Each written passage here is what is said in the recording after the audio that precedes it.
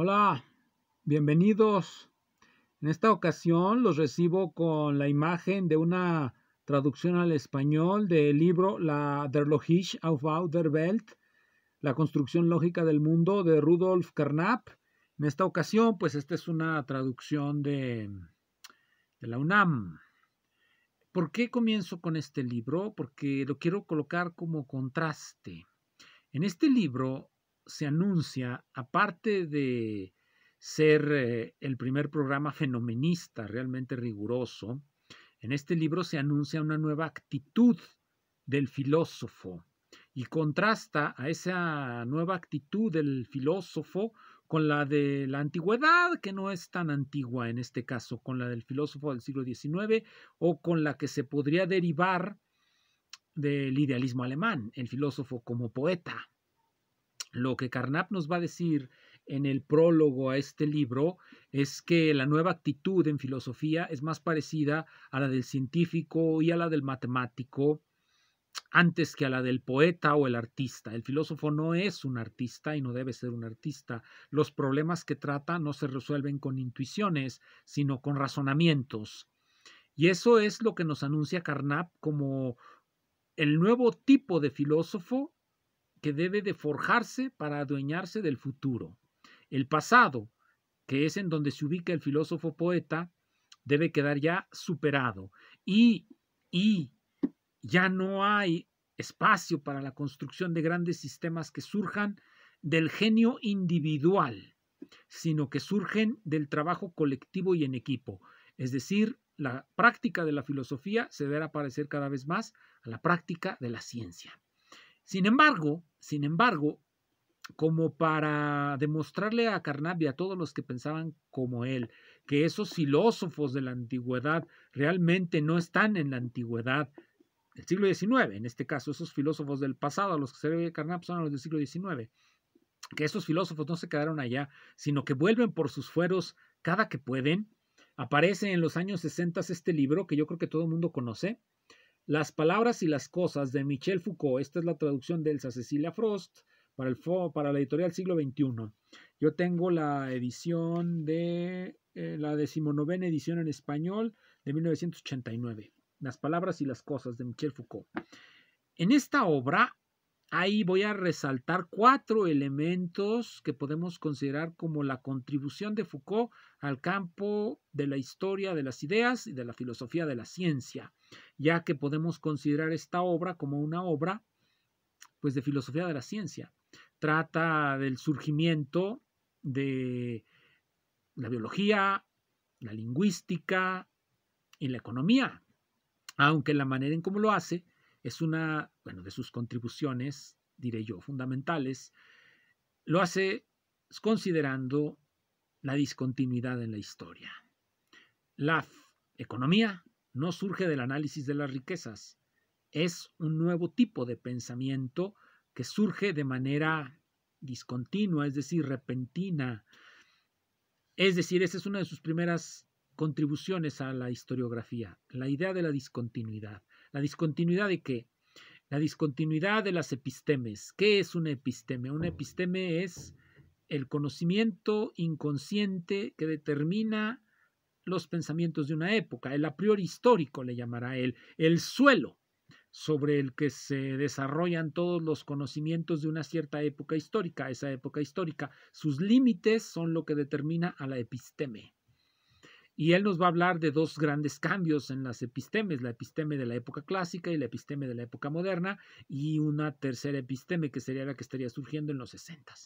Esas son 2 de sus principales contribuciones. La siguiente es que la idea de hombre que surge en el entrecruce, dice él, en el entrecruce de las reflexiones de la economía, la biología y la lingüística, que se vendrían a ser las que configuran las ciencias de lo humano, su famoso triedro de los saberes, que viene a ser su propuesta para comprender y clasificar lo que son las ciencias humanas, el concepto o las ideas de humanismo y de hombre, de humanidad, no son una cuestión que nos venga desde el pasado remoto, como diría Arthur Lovejoy, de la gran cadena del ser, ¿no? Para Foucault no hay una gran cadena del ser que se extiende en el tiempo, si acaso se extiende en el espacio. porque las epistemes no duran mucho en el tiempo, pero sí se extienden por una gran cantidad de espacio, digamos toda Europa, digamos todas las colonias europeas. Bien, entonces eso es lo que nos va a venir a decir Foucault en el entrecruce de las ciencias humanas, que tienen por ejes, así es su famoso triedro de los saberes, la economía, la biología, y acá está la lingüística, y en el volumen, así dice él, en el volumen se encuentran las ciencias humanas. Esas ciencias humanas que tratan del hombre son una emergencia novedosa dentro de este episteme que ya se está disolviendo. Por lo tanto, esa figura, la figura del hombre, se disuelve también. Su cuarta contribución es su prosa.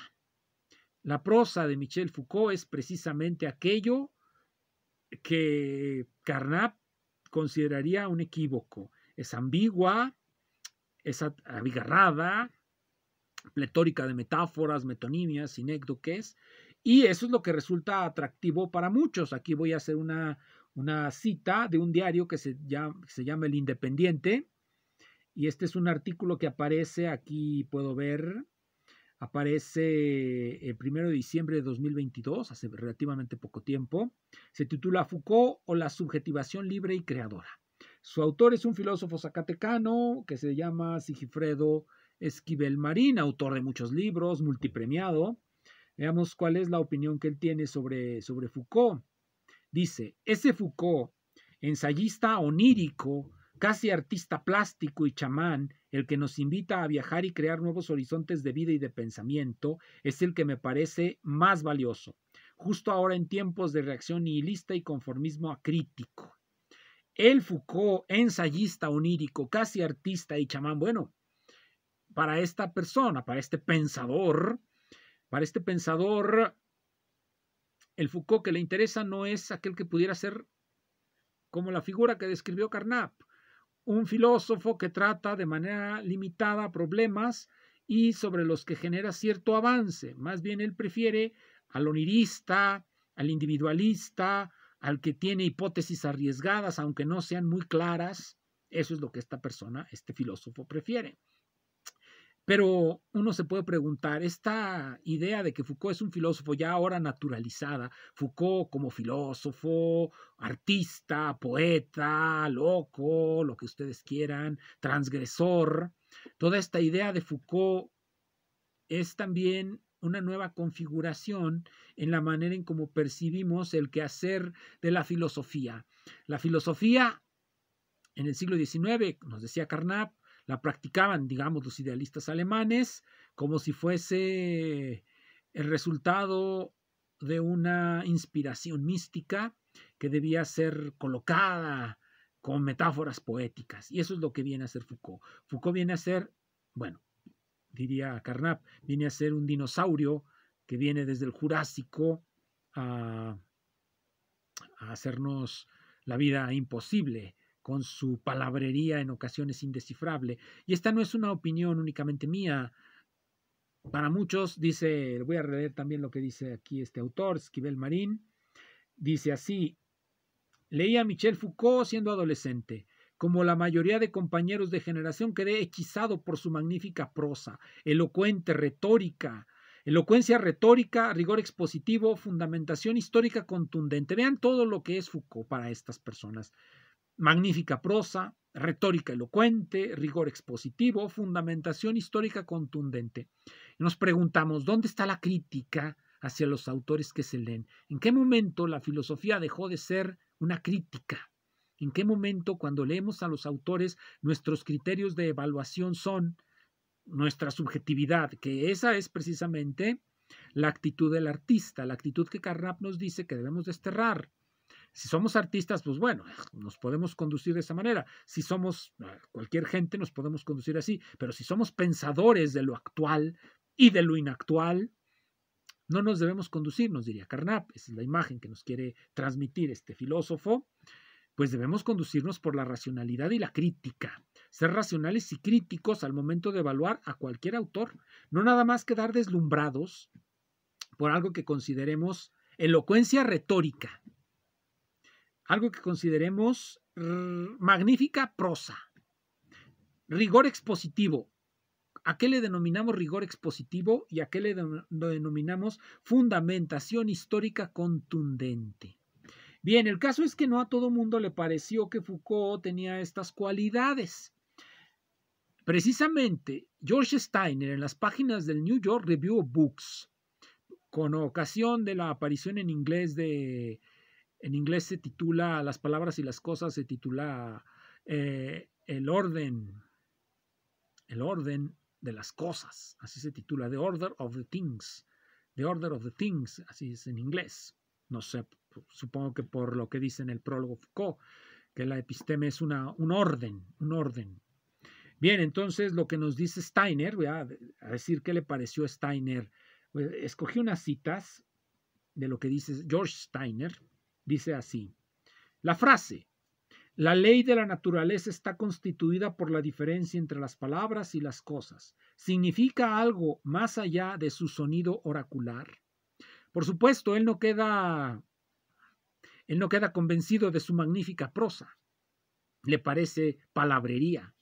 Otra cita: el problema es que Foucault habla como si fuese un investigador solitario, que da a conocer mares silentes donde hace alguna alusión a pensadores eruditos, esta es abusiva y anónima.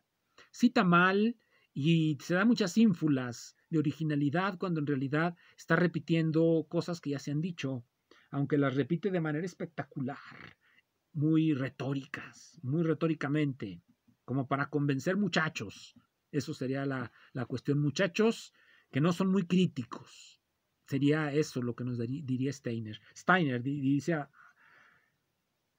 nos dice ahora, cuando menciona a Mallarmé y a Nietzsche en Las palabras y las cosas, nos dice Steiner, al tratarlos a ellos y aspectos de su trabajo como cruciales para el modernismo, Foucault recorre caminos bien conocidos. Esto por sí mismo es irrelevante, pero Foucault lo presenta como algo original y de manera estridente anuncia su autonomía de pensamiento. Y otra cita más, con respecto a su argumentación histórica contundente y lo que algunos creen que es un supererudito Foucault que come bibliotecas. La edición Pantheon de Las palabras y las cosas carece de índice, por lo que sus lectores quedan a merced de los dichos de Foucault de si cita y reconoce a todos sus predecesores. Sin embargo, raramente lo hace, y su ignorancia de lo que en América e Inglaterra ha sido hecho en relación a la historia de la lingüística y de las ciencias de la vida parece considerable. Piaget, por cierto, en qué es el estructuralismo, nos dirá que a él sí le parece que el conocimiento de Foucault acerca de la biología es bueno, hay que también decirlo. A Steiner lo que le parece no es que su conocimiento de la biología no sea bueno o malo, simplemente no cita adecuadamente a los autores que Steiner quisiera que citara. Yo pienso en Francis Yeats, pienso en la tradición hermética de Giordano Bruno, pienso en Arthur Lovejoy, al que ya mencioné, La gran cadena del ser. Pienso en algunos de esos que quisiera, yo creo, Steiner que citara. Foucault, por supuesto, no los va a citar. Foucault es un profeta, y como profeta no tiene por qué citar sus fuentes.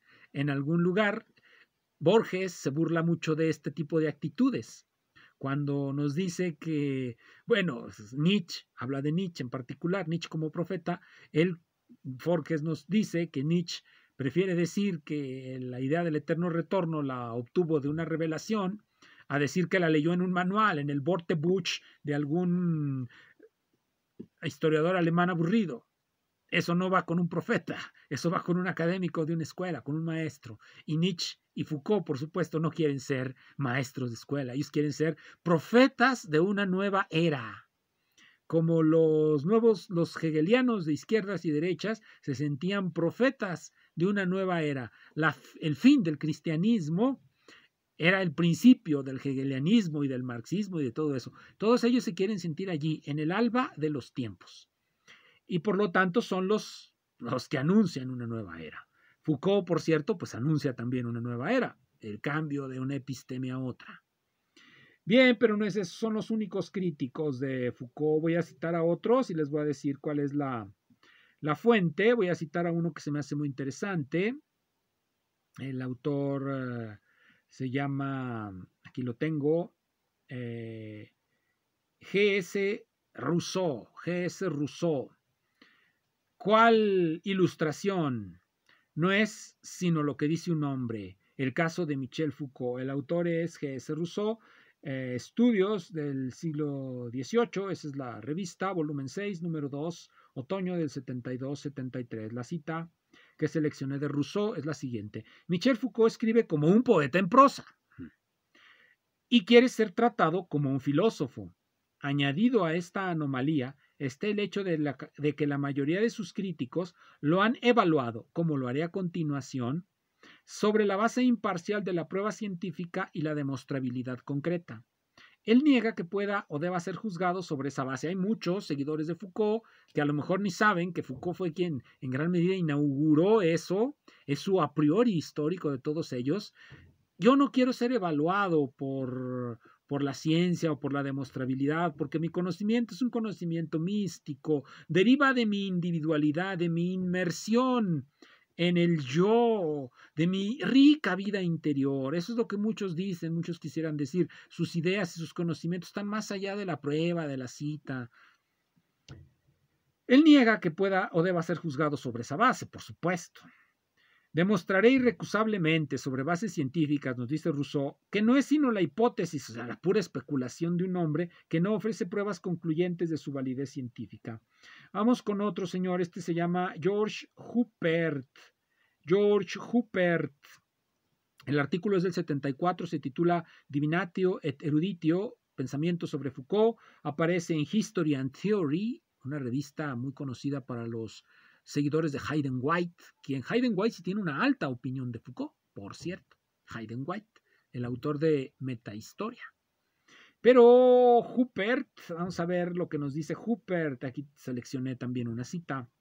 Él, Foucault, ofrece la impresión de decir algo radicalmente nuevo, mientras que, al mismo tiempo, sus descubrimientos, para mayor satisfacción de sus lectores juveniles, Foucault es un autor para jóvenes que no son muy críticos, encajan maravillosamente bien en el movimiento de ideas en boga. Parece que para reconciliar lo nuevo con lo que está de moda, lo que se requiere es un giro hermético en las frases en puntos precisos. Hasta nos describe cuál es la estructura del discurso de Foucault. Y la hechura de un vocabulario especial forjado preferentemente con términos tomados de alguna disciplina técnica y de cuyo significado no está uno nunca seguro. Pues los muchachos nunca van a estar seguros de qué está diciendo Foucault si utiliza un vocabulario técnico que no dominan, pero muchos sentimientos les ha de provocar, es una respuesta emocional, precisamente lo que Carnap quiere que dejemos de lado, y que la educación debería de enseñarnos a moderar nuestra respuesta ante la palabrería, ante la retórica, a afilar nuestra navaja crítica cuando leamos a algún autor. Bien, eso es lo que nos dice Huppert. Hay más, pero me quiero centrar ahora en cuántos volúmenes vendió Las Palabras y las Cosas. Estos datos los tomo de un artículo de Alan McGill. Alan McGill ya son cifras viejas, pero no por viejas dejan de ser sustanciosas o nos dan una idea. Es Alan McGill, Journal of the History of Ideas, volumen 48, número 1 del 87. Los datos son los siguientes. El libro Las Palabras y las Cosas desde 1966 vendió alrededor de 20,000 ejemplares en 4 meses. Sin embargo, según datos de McGill, era poco citado en Francia en los 1960. Las citas comenzaron a mediados de los 1970, continuó en los 1980 y sigue hoy ascendiendo. Foucault llegó a ser un gran profeta. Por supuesto, desde la perspectiva de Carnap, del nuevo filósofo que debía adueñarse del futuro, podemos considerar que Foucault es una contrarreforma a esa reforma a la filosofía que estaba pensando el positivismo lógico. Foucault como contrarreformista. Esa sería la lección de hoy. Foucault es un contrarreformista que está en contra del filósofo que debe darse del mañana, un filósofo de ideas precisas, conceptos claros y avance y progreso. Foucault, por el contrario, es alguien de prosa abigarrada, ideas un tanto imprecisas y borrosas y mucha individualidad. Gracias.